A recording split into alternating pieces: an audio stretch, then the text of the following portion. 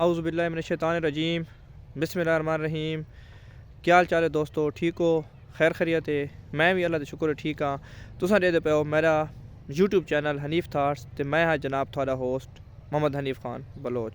इस वक्त दोस्तों मैं अपनी ज़मीना ते अपने खेत जेह्ड़ा मेरे घर दे नाल है उत्थे मौजूद हाँ। ये देखो पिछू सारे रिश्तेदारां दे दोस्तां दे घर भी तुहानूं नज़र आंदे पे हुसन ते मौसम दिसंबर क्योंकि तकरीबन आते पहुँच चुका है तो सर्दी की शिद्दत इजाफा हो गया। साइबेरियन ठंडियां ठंडियां हवावां आ गई, खुश्क सर्दी है।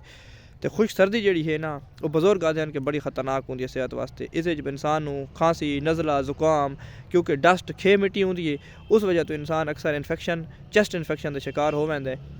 जिस वजह तो इन्फेक्शन की वजह तो टैंपरेचर हो वैंदा है, जिसम दर्द।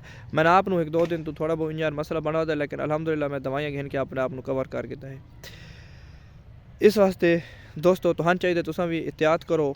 सर्दी शिद्दत इजाफा हो गए, जुराबा शराबा जर्सियाँ जैकटा ये देखो ना, मैं भी टोपी गोली है तो मैं भी टोपी सिर ते रख दी है, लुकार शुकारी करके दी है। दोस्तों तुसां भी जड़े है इस चीज़ का खास ख्याल करो। अपनी हिफाजत इंतहाई ज़रूरी है। सर्दी के मौसम में अपने आप को बचाओ ताकि बीमार न थी वनो। एक गल। अच्छा दूजी गल व्यूअर्स, सर्दी के तुम गर्म खाने का इस्तेमाल करो, ऐसे खाने जिसकी तासीर गर्म हो। एक गल। दूसरी गल, भुने हुए चने छोले छोले खाओ, मछली खाओ, गोश्त खाओ, खुश्क मेवाजात इस्तेमाल करो। गो के महंगाई ज़्यादा है, ये चीज़ा इंसान के पहुँच तो दूर हैं। अच्छा जी मछली है ना, इस वास्ते ज़रूरी है कि ये सर्दियाँ लाजमी इस्तेमाल करो। ये वाइट प्रोटीन है, चिकन भी अस इस्तेमाल कहीं है, लेकिन इसका रेट जो है ना वो चिकन के नाल कोई इतनी महंगी को नहीं। एक गल। दूजी गल व्यूअर्स ये याद रखो कि मैं हकीम को सुनता पिया मी और दसदा पिया ही भाई सारे पासे अक्सर रिवाज बना वधा है कि असा जी मछली है ना उसमें अस शाम टाइम या रात के खाने नाल डिनर नाल इस्तेमाल करीने आए।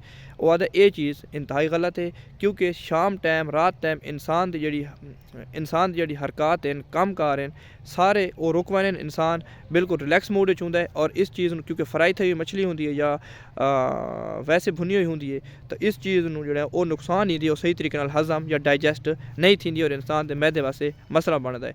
तो तुहानू चाहिए वो आदा प्या कि तुसां मछली चाहे जी फार्म जी शक्ल जी बनी हुई होवे उसनू तुसां सुबह के नाश्ते इस्तेमाल करो, वो ज़्यादा बेस्ट है, या दिन के लंच इस्तेमाल करो ताकि उस तो बाद हरकत रहो, काम धंधा करींदे रहो तो उस भी थोड़ा वो अच्छे तरीके डाइजैस्ट होकर थानू पूरा फ़ायदा देवे। इंज ना होवे कि वो क्या लेने के देने बन जाए, इंज ना हो कि लावण के देवणे पाए वजन कि फ़ायदे चाहते बंदा नुकसान चाहे तो तत्ता थींदा थींदा तो गर्म थींदा थींदा बंदा मैदा ही अपना ख़राब कर पावे तो खावण तो भी रहे। लिहाजा मछली खाओ तो इंजॉय करो। अल्लाह हाफिज़।